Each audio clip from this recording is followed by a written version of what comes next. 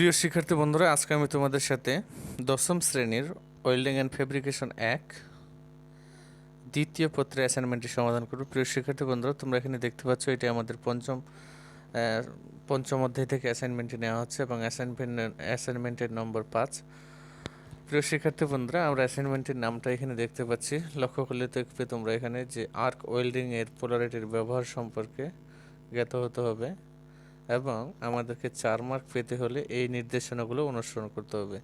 লক্ষ্য করে দেখো এখানে যে 4 মার্ক পেতে হলে কিন্তু বলা হচ্ছে এখানে যে আর্ক ওয়েল্ডিং এর স্ট্রেইট ও রিভার্স পোলারিটির চিত্র সহ ব্যাখ্যা করতে পারলে আমাদেরকে 4 মার্ক দেওয়া হবে।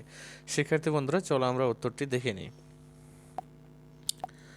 আমরা যদি বইয়ের দিকে লক্ষ্য করে দেখি তাহলে এখানে আমরা দেখতে পাবো যে পোলারিটির শ্রেণী বিভাগ উল্লেখ করতে পারলে পোলারিটি মূলত 2 প্রকার। তো তোমরা যেভাবে লিখবে আমি তোমাদেরকে শুধু সেইটুকু বলে দিচ্ছি। তোমরা প্রথমে আগে স্ট্রেট পোলারিটি লিখবে, ঠিক আছে? স্ট্রেট পোলারিটি লিখবে, তারপরে আমরা লিখব রিভার্স পোলারিটি, ঠিক আছে?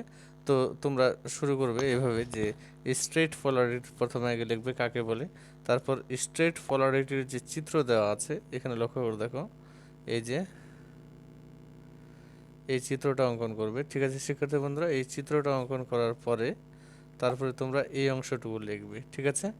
এই যে এই অংশটুকু লিখবে, তারপরে এর ব্যবহারটুকু তোমরা এই যে এখান থেকে লিখে দিবে, ঠিক আছে শিক্ষার্থী বন্ধুরা? তাহলে বাস তোমাদের এই প্রথম অংশটুকু শেষ।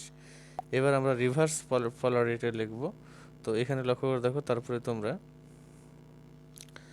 রিভার্স পোলারিটি লিখবে, এইটুকু লিখবে, তারপরে তোমরা এই চিত্রটি অঙ্কন করবে, লক্ষ্য করে দেখো এই চিত্রটি, ঠিক আছে? এই চিত্রটি অঙ্কন করবে, এই চিত্রটি অঙ্কন করার পরে এবার রিভার্স পোলারিটির ব্যবহার বাস এতটুকু লিখলে তোমাদের কাজ ক্লিয়ার, ঠিক আছে শিক্ষার্থী বন্ধুরা? এরকম করে যদি তোমরা লিখতে পারো তাহলে অবশ্যই তোমরা এখানে ফুল মার্কসটি পেয়ে যাবে। তো চলো শিক্ষার্থী বন্ধুরা, এবার আমরা দ্বিতীয় স্টেপটি দেখে আসি। তোমরা যে এখানে দ্বিতীয় স্টেপটির দিকে লক্ষ্য করে দেখো তাহলে আমরা দেখতে পাবো যে ওয়েল্ডিংয়ের সাথে সম্পর্কিত 5টি বৈদ্যুতিক সংজ্ঞা আমাদেরকে লিখতে বলা হচ্ছে। লক্ষ্য করে দেখো এখানে যে ওয়েল্ডিংয়ের সাথে সম্পৃক্ত 5টি বৈদ্যুতিক সংজ্ঞার বর্ণনা লিখতে পারলে। তো প্রিয় শিক্ষার্থী বন্ধুরা, চলো আমরা উত্তরটি দেখে নেওয়ার চেষ্টা করি।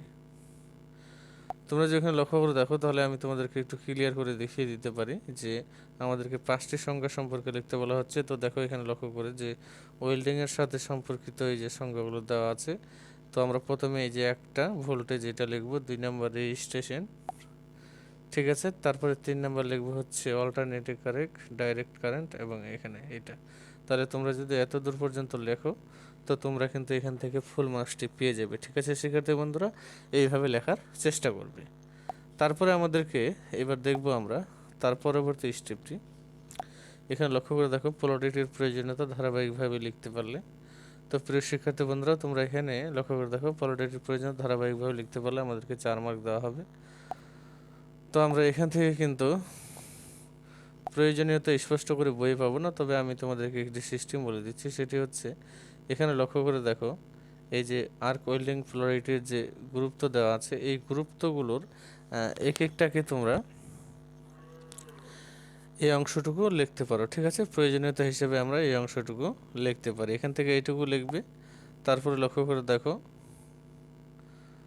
এই যে তোমাদের এখানে যেটুকু আছে এইটুকু লিখতে পারো, অথবা তোমরা নাম্বার দিয়েও লিখতে পারো। একটা দাঁড়ির কাছ থেকে শুরু হলে আর একটা দাঁড়ির কাছে শেষ হবে, এইভাবে নাম্বার দিয়েও লিখতে পারো, ঠিক আছে শিক্ষার্থী বন্ধুরা? যেটা গুরুত্ব ওইটা আমরা প্রয়োজনীয়তা হিসাবে লিখবো। তো এইভাবে যদি লিখতে পারো তাহলে ইনশাল্লাহ কোনো সমস্যা নেই, তোমাদের কিন্তু এখান থেকে ফুল মার্কসটি দেওয়া হবে শিক্ষার্থী বন্ধুরা। এগুলোও কিন্তু তোমরা লিখতে পারো, হ্যাঁ?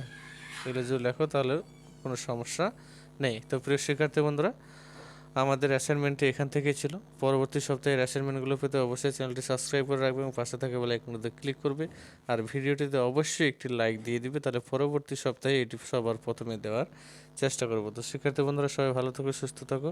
পরবর্তী সপ্তাহে আবারও দেখা হচ্ছে, সেই পর্যন্ত খোদা হাফিজ।